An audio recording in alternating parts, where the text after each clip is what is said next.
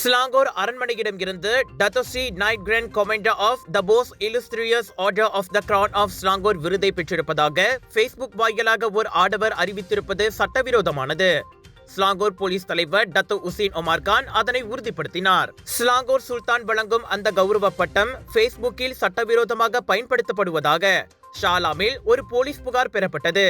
இதையடுத்து 2017ஆம் ஆண்டு கௌரவ பட்டங்கள் தொடர்பான குற்றவியல் சட்டத்தின் கீழ் விசாரணை அறிக்கை திறக்கப்பட்டதாக டத்து உசேன் ஒமார் கூறினார்.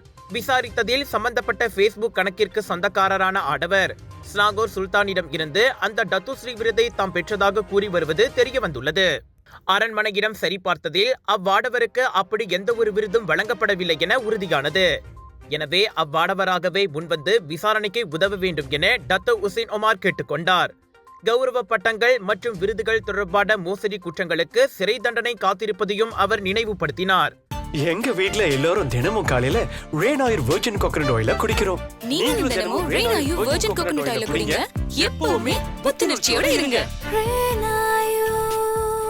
ஒவ்வொரு பொழுதும் ரெயின் ஆயுருடன் தொடங்குங்கள்.